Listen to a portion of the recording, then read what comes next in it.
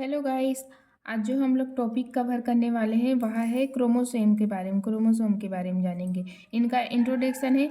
जो है क्रोमोसोम जो वो स्ट्रक्चर है जिसमें जेनेटिक मटेरियल होती है, वे डीएनए और प्रोटीन का जो कम्प्लेक्स होता है वे सभी जेनेटिक मटेरियल शामिल होता है जो एक ऑर्गेनिज्म के पास होती है, जैसे कि बैक्टीरिया में यह आमतौर पर सिंगल जो है सर्कुलर क्रोमोसोम होता है। ये जो है सेल के अंदर न्यूक्लियस पाए जाते हैं और जो न्यूक्लियस के अंदर क्रोमोसोम पाया जाता है।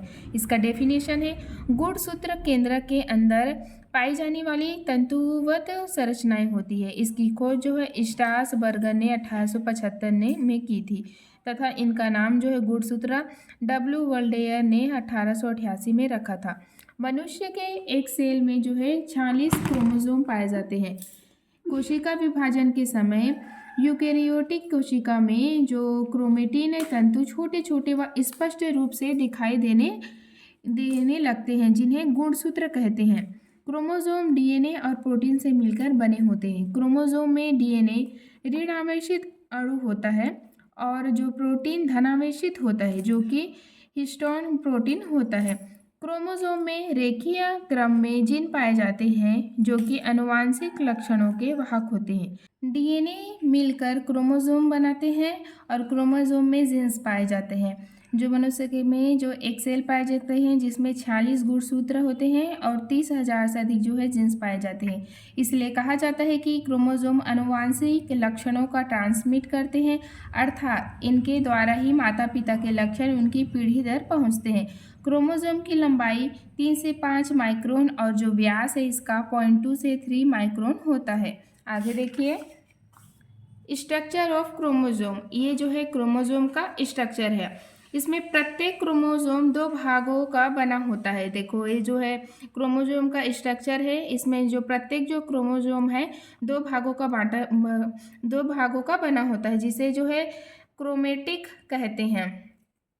क्रोमोसोम के दोनों क्रोमेटिक जिस बिंदु पर जुड़ता है उसे जो है सेंट्रोमर कहते हैं। जिस बिंदु पर ये जो क्रोमोसोम जुड़ता है उसे जो है सेंट्रोमर कहा जाता है।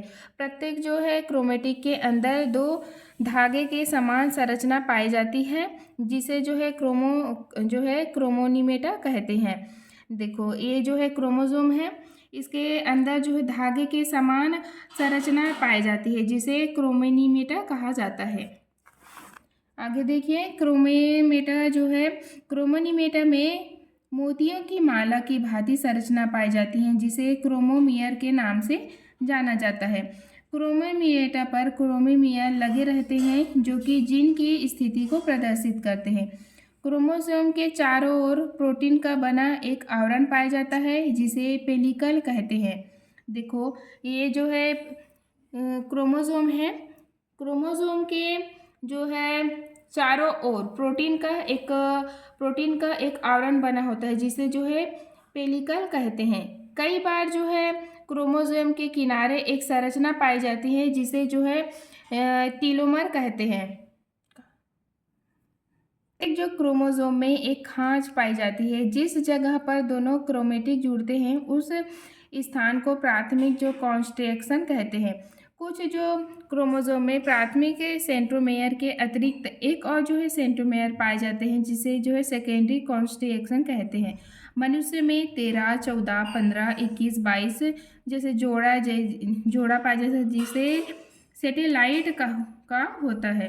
प्राथमिक सेंट्रोमेयर सभी गुणसूत्रों में पाया जाता है, लेकिन द्वितीयक जो सेंट्रोमेयर सभी गुणसूत्रों में नहीं पाया जाता।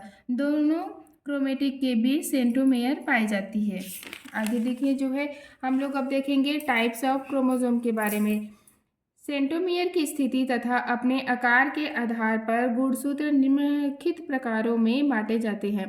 पहला हो गया मेटोसेट्रिक। ऐसे जो क्रोमोसोम एनाफेज अवस्था में अंग्रेजी के वी के आकार के समान परिलक्षित होते हैं। मेटासेंट्रिक गुणसूत्रों में सेंट्रोमेयर मध्य में स्थित रहता है एवं दोनों भुजाएं लगभग बराबर होती है। ये देखो ये जो है मेट्रोसेट्रिक है, जो कि वी के आकार की आकृति के दिखाई देते हैं। सब मेटासेट्रिक गुणसूत्रों में सेंट्रोमेयर मध्य बिंदु से थोड़ा सा दूर स्थित होता है, इसलिए इसकी दोनों भुजाएं समान दिखाई नहीं देती है।